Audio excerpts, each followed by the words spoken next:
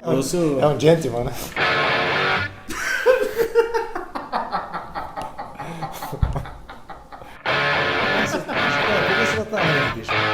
Mas segue, cara. Bom, pode ser que tenha um desdobramento diferente até esse podcast ser veiculado. Não dá pra gente falar disso mesmo, cara.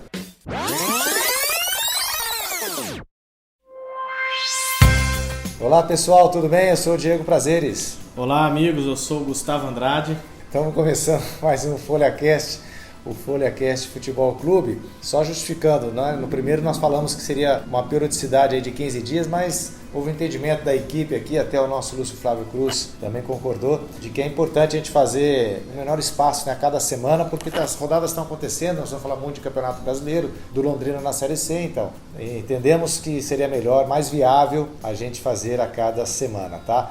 Por conta disso, o Lúcio, que está de férias, continua ausente, mas já ouviu o primeiro podcast, até parece que ele avaliou positivamente, né? O Lúcio, é um gentleman, né?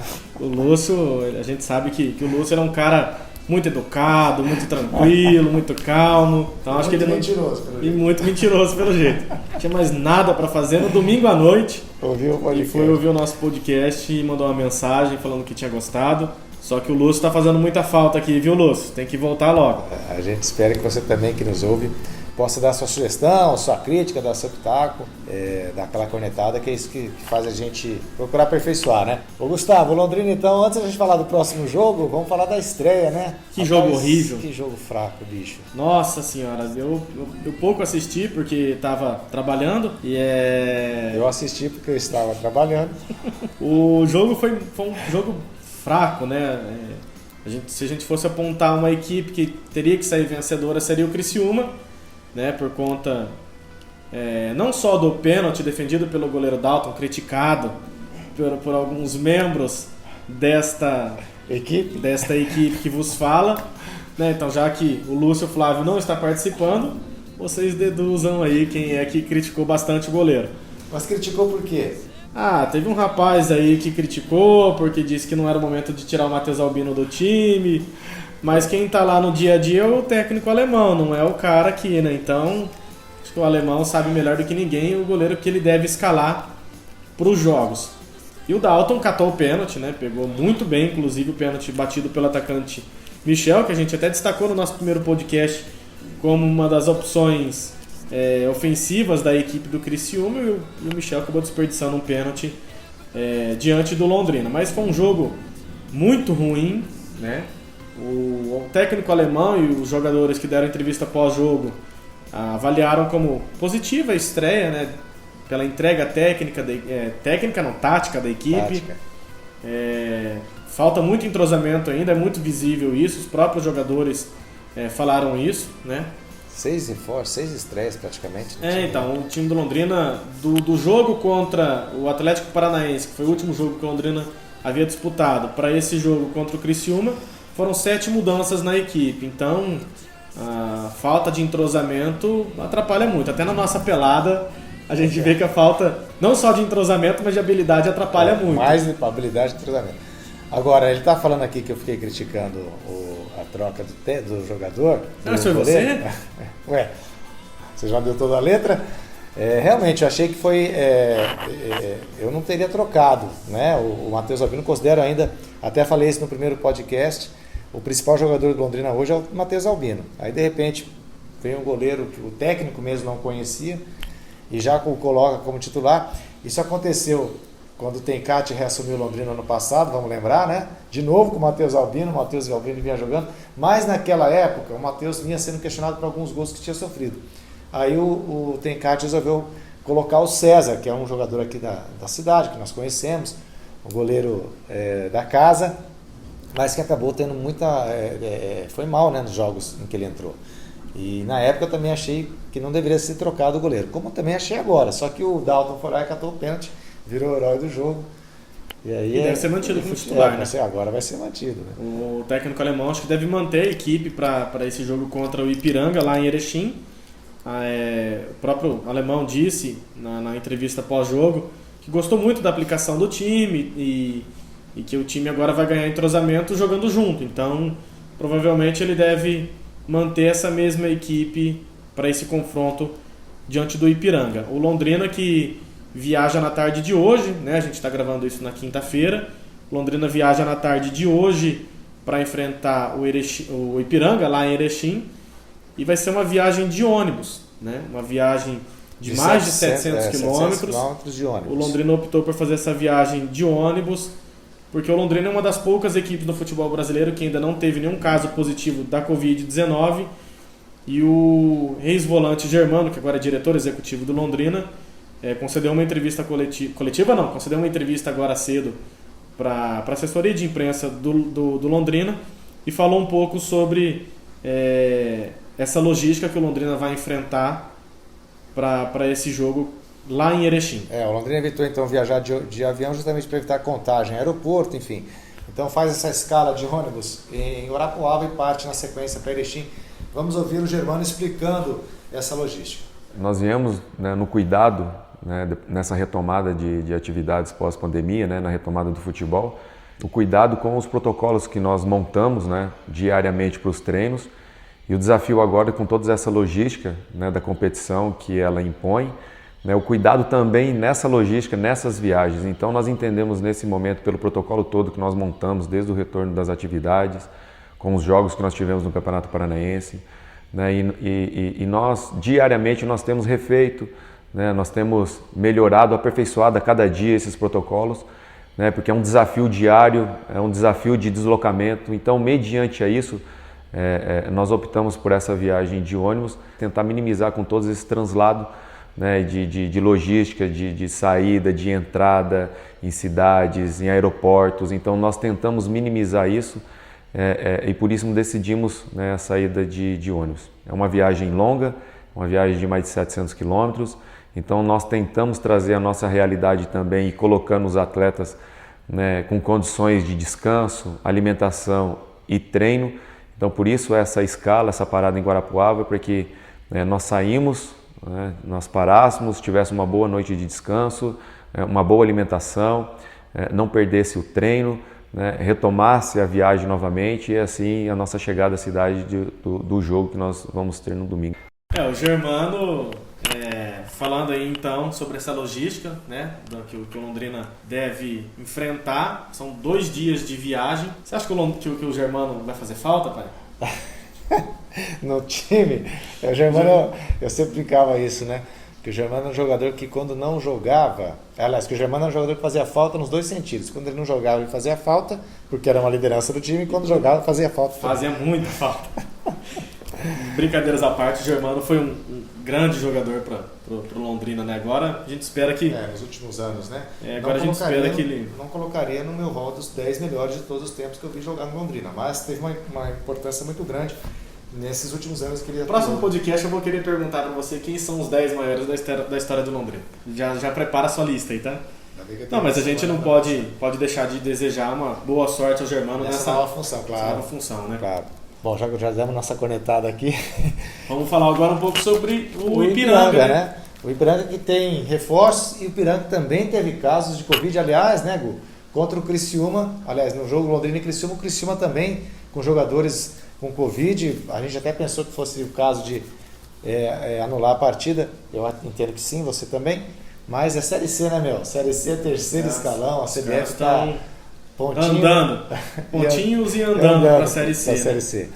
E o Ipiranga também vive uma situação bem complicada, bem ruim lá, né?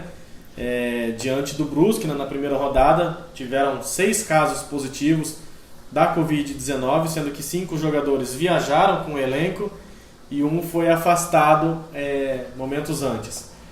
E agora, para esse confronto contra o Londrina, esses 6 jogadores ficam à disposição, porque, segundo o super protocolo da CBF, após 10 dias... Esse dá para confiar, hein? A CBF é um espetáculo. Né? Agora, após 10 dias, eles podem voltar a ficar à disposição. Então, como eles foram testados alguns dias antes do jogo contra o Brusque, vão ser completados esses 10 dias e podem enfrentar o Londrina. Mas o Ipiranga teve outros 3 casos positivos da Covid-19 agora, então esses 3 jogadores não devem enfrentar o Londrina, Mas para a gente ter um pouco de informação séria neste programa, precisa. A gente vai ouvir agora nosso amigo Fábio Lazarotto, jornalista lá de Erechim. Ele traz informações para a gente sobre o Ipiranga. Olá, amigos do FolhaCast Futebol Clube. O Ipiranga chega à Série C do Campeonato Brasileiro com metas. E a principal meta é buscar uma vaga na próxima fase, ou seja, figurar no G4. O Ipiranga, que no Campeonato Gaúcho conseguiu fazer uma boa participação dentro das pretensões do clube, que era buscar uma vaga na Copa do Brasil de 2021. A semana foi de chegadas e saídas de jogadores. 2 jogadores já foram confirmados como baixas para o restante da temporada, entre eles o bastante conhecido Newton, que atuou pelo Grêmio, atuou no futebol europeu, e também de chegadas. Pelo menos 5 jogadores desembarcaram no Colosso da Lagoa para reforçar o grupo de Paulo Henrique Marques para o restante da Série C. O Ipiranga, que tem como destaque Henrique Ávila, lateral esquerdo de bom nível técnico, um lateral bastante veloz e que chega com muita facilidade à frente, mas que na partida contra o Londrina não estará em campo. Também pode-se observar o camisa 10 do Ipiranga, Zotti, que é um jogador bastante habilidoso, jogador inteligente para jogar com a bola e que é bastante conhecido no cenário do futebol nacional. O Ipiranga, que na estreia perdeu para o Brusque por 2-1, mesmo tendo jogadores retirados poucas horas antes da partida em razão de testarem positivo para a Covid-19, o Ipiranga fez um bom enfrentamento e deixou uma boa impressão na estreia da Série C do Campeonato Brasileiro, apesar do score ter sido negativo. Estas são as informações do Ipiranga de Erechim para os amigos do FolhaCast Futebol Clube. Tá aí então o Fábio Lazarotto. Um abraço para o Fábio, obrigado pela participação, Fábio. E nós estamos à disposição também. O Fábio, que é Ele é jornalista lá de Erechim, da Rádio Cultura e do jornal Boa Vista. Beleza.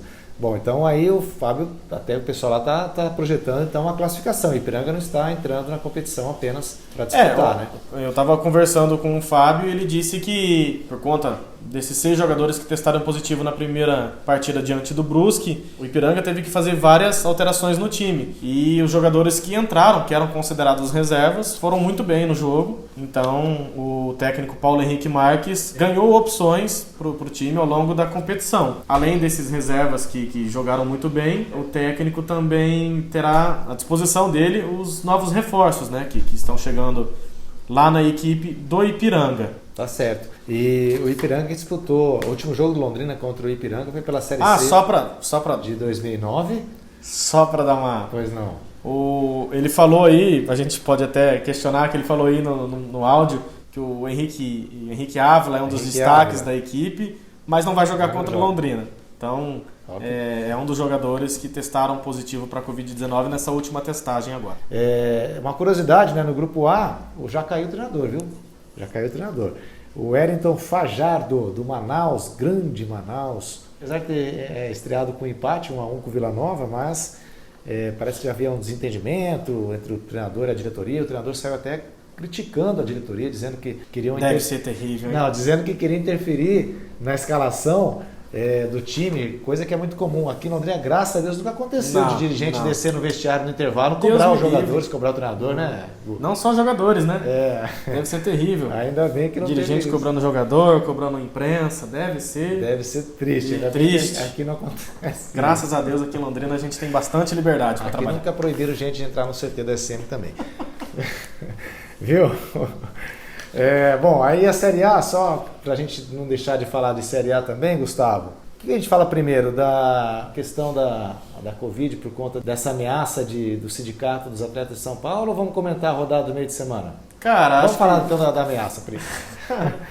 Não, só para a gente mencionar que a gente não pode deixar de falar disso, o Sindicato dos Atletas de São Paulo, no meio da semana, ameaçando entrar na justiça. Bom, pode ser que tenha um desenrolar diferente até esse podcast ser publicado, mas o Sindicato dos Atletas de São Paulo, no meio de semana, ameaçou entrar na justiça defendendo a paralisação do Campeonato Brasileiro caso a CBF não seguisse 2 sugestões. Uma delas, confinar todos os times num complexo só, como a NBA está fazendo nessa reta final, em que todos os times estão confinados lá no complexo da Disney, sem torcida, claro, com todos os protocolos de higiene sendo seguidos. Uma da sugestão é essa, e a outra sugestão que pelo menos os times façam um regime de concentração maior a cada rodada. Aí cada time fazendo o seu regime de concentração para que haja um controle maior da Covid, já que a coisa está completamente fora de controle, esculhambada mesmo, né? O que você acha, Gu? Eu tava comentando com um rapaz, amigo nosso, aqui da redação, antes de começar esse nosso podcast. O Campeonato Brasileiro tem 6 dias de andamento, né? Começou no sábado, a gente está gravando na quinta-feira. Em 6 dias já são quase 60 casos de Covid-19 entre as séries A, B e C. Então, o Campeonato Brasileiro tem um grande defeito, que ele é brasileiro. O brasileiro não respeita a pandemia. Para quem conhece a Folha de Londrina aqui, sabe que tem um bar aqui por perto. E a gente acompanha diariamente aglomerações nesse bar, a gente parando para assistir futebol. Então, o brasileiro não respeita a pandemia. Então, não adianta protocolo da CBF, não adianta protocolo de federação, não adianta protocolo de nada, porque como vários times já postaram em suas redes sociais, protocolo mesmo é aquele que salva vidas, né? E o brasileiro não respeita isso. Eu não consigo imaginar, como eu disse no primeiro podcast, eu não consigo imaginar futebol dentro de um estádio que tem um hospital de campanha montado dentro do próprio estádio. É lamentável o que está acontecendo, lamentável. Vale a gente lembrar que nos Estados Unidos eles fizeram essa bolha na Disney e que lá é muito respeitado, ninguém entra e ninguém sai. Quando alguém precisa entrar, é feita a testagem, né, da Covid e o cara fica 14 dias em isolamento. E aqui não dá para acreditar nisso, infelizmente. O brasileiro é muito mal educado, a CBF não é uma instituição séria, então não dá pra gente confiar nos protocolos da CBF.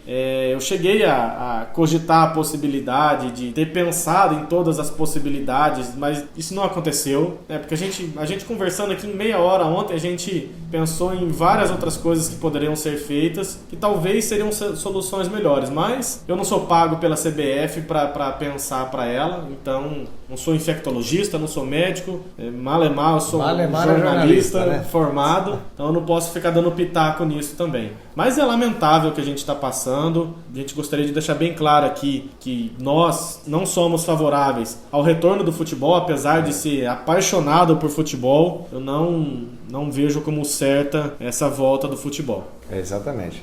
Agora, nesse sentido, vale a gente destacar que o Londrina está sendo... É legal essa postura do Londrina para evitar um contágio, podendo viajar de avião, preferiu viajar de ônibus, tendo sido um dos poucos clubes aí que não tiveram caso de Covid. Nesse aspecto, eu acho que o clube está levando a coisa de forma mais séria do que muitos clubes aí da Série A, inclusive. Bom, também teve jogo, né, no meio da semana. Inclusive, teve jogo, né? Teve jogo, parece que teve campeonato aí. No meio da semana, alguns jogos que chamaram a atenção. Acho que a gente pode destacar a goleada que o Atlético Goianiense deu no Flamengo por 3-0. O time do Atlético Goianiense surpreendeu muita gente. Wagner Mancini, técnico da equipe do Atlético Go, surpreendeu muita gente, metendo logo 3-0 no campeão brasileiro do ano passado, mas a gente vale lembrar também que o Flamengo não tem apresentado nada de futebol com esse novo técnico, que eu nem vou arriscar pronunciar o nome dele, né? O Domi, vamos falar Domi, né? Que é como os flamenguistas têm chamado.